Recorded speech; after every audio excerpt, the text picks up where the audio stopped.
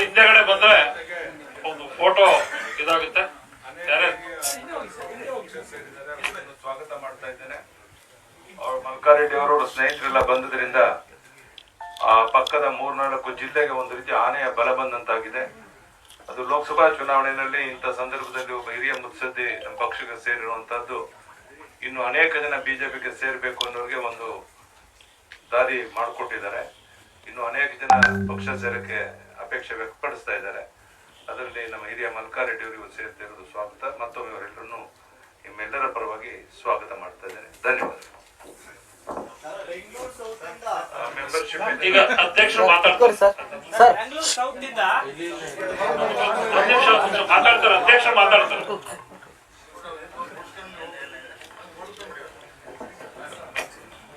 ಇರ್ಲಿ ಬಿಡು, ಸರಿ ಇದೆ ಬಿಡು. ಹೇಳಿಯಪ್ಪ, ಏನ್ ಸಮಾಚಾರ? ಸರ್, ಬೆಂಗಳೂರು ಸೌತ್ ಇಂದ ಈ ಬಾರಿ ಪ್ರಧಾನಿ ಮೋದಿ ಅವರು ಏನಾದ್ರು ಕಣಕ್ಕೆ ಇಳಿತಾರಾ? ಆ ರೀತಿಯಾದ ಚರ್ಚೆಗಳು ನಡೆದಿದೆಯಾ? ನೋಡಿ, 28 ಲೋಕಸಭಾ ಕ್ಷೇತ್ರಗಳ ಬಗ್ಗೆ ನಾವು ಒಮ್ಮತದಿಂದ ನಮ್ಮೆಲ್ಲ ಮುಖಂಡರು ಸೇರಿ ಪಟ್ಟಿಯನ್ನು ಕೊಟ್ಟು ಚರ್ಚೆಯನ್ನ ಮಾಡಿದ್ದೇವೆ. ಇನ್ನು 7 ಕ್ಷೇತ್ರಗಳ ಹೆಸರುಗಳು ಬಿಡುಗಡೆ ಆಗಬೇಕಾಗಿದೆ. ಬಹುಶಃ ಇವತ್ತು ಸಾಯಂಕಾಲದ ಒಳಗಾಗಿ ಅವ್ರದೇ ಆದಂತ ಒಂದು ತೀರ್ಮಾನವನ್ನು ತಗೊಂಡು ಪಟ್ಟಿ ಬಿಡುಗಡೆ ಆಗುತ್ತೆ. ನಾವು ಒಗ್ಗಟ್ಟಿಂದ ಒಂದಾಗಿ ಕನಿಷ್ಠ 22 ಕ್ಷೇತ್ರ ಗೆಲ್ಲಕ್ಕೆ ಪ್ರಾಮಾಣಿಕ ಪ್ರಯತ್ನ ಮಾಡ್ತಾ ಇದ್ದೇವೆ. ಈ ಬಾರಿ 300 ಕ್ಷೇತ್ರ ಇಡೀ ದೇಶದಲ್ಲೇ ಗೆಲ್ಲಬೇಕು ಅನ್ನುವಂತ ಒಂದು ಮೋದಿಯವರ ಅಪೇಕ್ಷೆ ಇರುವಂತ ಕಾಲದಲ್ಲಿ ಕರ್ನಾಟಕದಿಂದ 22 ಲೋಕಸಭಾ ಕ್ಷೇತ್ರ ಗೆದ್ದು ನಮ್ಮ ಒಂದು ಕೊಡುಗೆಯನ್ನು ಕೊಡೋರಿದ್ದೇವೆ.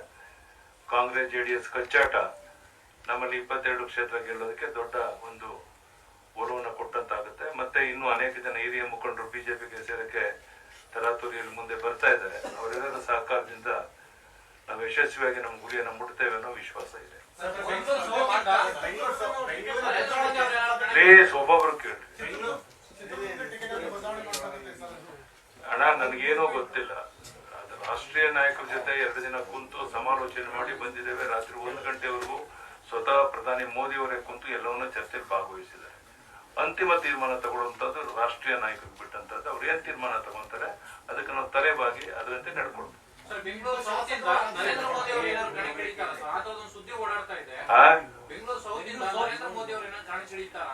ಆತರ ಯಾವುದೇ ಸುದ್ದಿ ಇಲ್ಲ, ಅದಕ್ಕೆ ಆತರ ಯಾವುದೇ ಯೋಚನೆ ಮಾಡಿಲ್ಲ. ಆ ಸುದ್ದಿ ಸರಿಯಲ್ಲ ಅನ್ನೋ ಮಾತನ್ನ ಅದಕ್ಕೆ ನಿಮ್ಗೆ ಸ್ಪಷ್ಟ ಮಾಡ್ತಾ ಇದ್ದೆ. ಈಗ ನೀವು 21 ಕ್ಷೇತ್ರ ಟಿಕೆಟ್ ಕೊಟ್ಟ ಮೇಲೆ ಒಂದು 2-3 ಕ್ಷೇತ್ರದ ಅಸಮಾಧಾನ ಇದ್ದಿದೆ ಅಂತ, ತುಮಕೂರು, ಚಿತ್ರದುರ್ಗ ಈ ತರ. ನೋಡ್ರಿ, ನಾನ್ ನಿಮ್ಮನ್ನ ಕೇಳ್ತೇನೆ, ಒಂದು ಸಾರಿ ಸೀಟ್ಗಳನ್ನ ಹಂಚದ ಮೇಲೆ ಸಣ್ಣ ಪುಟ್ಟ ಭಿನ್ನಾಭಿಪ್ರಾಯಗಳು ಇರುತ್ತೆ. ಅವನ್ನ ಕರೆದು ಮಾತನಾಡಿ ಸಮಾಧಾನ ಮಾಡಿ ನಮ್ಮ ಗುರಿ ಮೋದಿ ಅವ್ರನ್ನ ಮತ್ತೊಮ್ಮೆ ಪ್ರಧಾನಿ ಮಾಡ್ಬೇಕು ಅನ್ನುವಂಥದ್ದು. ಅದಕ್ಕೆ ಸಣ್ಣ ಪುಟ್ಟ ವ್ಯತ್ಯಾಸಗಳಿದ್ರೆ ಸರಿಪಡಿಸ್ಕೊಂಡು ಒಟ್ಟೋಗುವಂತ ಪ್ರಯತ್ನ ಮಾಡ್ತೇವೆ. ಆ ದಿಕ್ಕಿನಲ್ಲಿ ನಾನು ಇವತ್ತು ನಾಳೆ ಯಾರು ಅತೃಪ್ತಿದ್ದಾರೆ ಅವ್ರನ್ನ ಕರೆದು ಮಾತನಾಡಿ ಅವ್ರ ಸಮಾಧಾನ ಮಾಡಿ ಒಟ್ಟಾಗಿ ಕೆಲಸ ಮಾಡೋ ಪ್ರಯತ್ನ ಮಾಡ್ತಾ ಇದ್ದಾರೆ. We have seen the exit of Umesh Jadhav, Chinchintur, Gupteda, and now Mr. Malkareddy. So they formed a very formidable team for Mallikarjun Kharge, who used to bank on these leaders to win elections after elections. Even Prime Minister in the Parliament, he has told long back that this would be the last elections of Mallikarjun Kharge. I would like both of you to speak on this. Do you see the last of Kharge, which will also have a ripple effect in the bastion of Congress, Hyderabad, Karnataka region? First Yadurappaji. No. One thing I will tell you. In Kalburgi, atmosphere is very good. Our candidate is accepted by all community. So 101% we are going to win that seat. That is and those who have joined our party, all the important leaders, that will helpful to us to get in big margin. We are going to win Kalburgi constituency. No, don't want to. Why I should? ಇವತ್ತು decision ತಗೋಬಹುದ್ರಿ. ಯಾವ ಕಾರಣಕ್ಕೆ ಇಟ್ಕೊಂಡಿದ್ದಾರೆ ಗೊತ್ತಿಲ್ಲ. But ಇವತ್ತು ಇನ್ನು 7 ಜನರ ಬಗ್ಗೆ, 7 ಕ್ಷೇತ್ರದ ಬಗ್ಗೆ ಅಂತಿಮ ತೀರ್ಮಾನ ಸಾಯಂಕಾಲದ ಒಳಗಡೆ ತಗೊಳ್ತಾರೆ.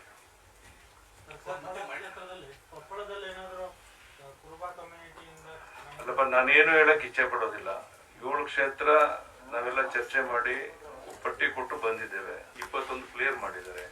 ಇನ್ನು 7 ಕ್ಷೇತ್ರ ಇವತ್ತು ತೀರ್ಮಾನ ತಗೊಂತಾರೆ. ಏನು ಆಲ್ ಇಂಡಿಯಾ ಲೀಡರ್ಶಿಪ್ ತೀರ್ಮಾನ ತಗೊಳುತ್ತೋ ಅದಕ್ಕೆ ತಲೆಬಾಗಿ ನಾವು ಕೆಲಸ ಮಾಡ್ತೇವೆ.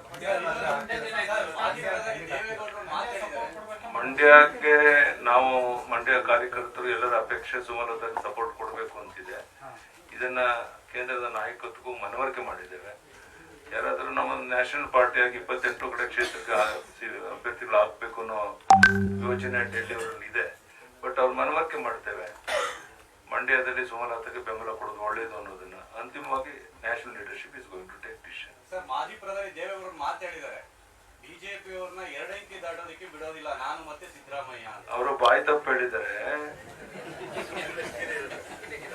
ಬಹುಶಃ ನಿಮ್ಗೂ ಮನವರಿಕೆ ಆಗಿರ್ಬೋದು. ಅವರಿಬ್ಬರ ಸ್ಥಿತಿಗಳನ್ನು ನೋಡಿದಾಗ ದೇವೇಗೌಡರು ಮೊದಲ ಬಾರಿಗೆ ಎಲ್ಲಿ ನಿಲ್ಬೇಕು ಅಂತ ಇನ್ನು ತೀರ್ಮಾನ ತಗೊಂಡಿಲ್ಲ ಅನ್ನೋ ಪರಿಸ್ಥಿತಿ ಬಂದಿದೆ ಅನ್ನೋದಾದ್ರೆ, ಇವತ್ತು 2 ಡಿಜಿಟ್ ದಾಟದಂಗೆ ನೋಡ್ಕೊಳ್ಳೋಕೆ ಇರೋ ನಾಡಿನ 6.5 ಕೋಟಿ ಜನ ಕಾಂಗ್ರೆಸ್ ಜೆಡಿಎಸ್ 2 ಡಿಜಿಟ್ ದಾಟಬಾರ್ದು ಅಂತ ತೀರ್ಮಾನ ತಗೊಂಡಿದ್ದಾರೆ. ಅದ್ರಲ್ಲಿ ಯಶಸ್ವಿ ಆಗ್ತೇವೆ. 22 ಸೀಟ್ ಗೆದ್ದ ಮೇಲೆ ನಾವು ಅವ್ರ ಹೆಂಗೆ ಉಳಿದ 6 ಸೀಟ್ ಗೆಲ್ಬೇಕು ತಾನೆ.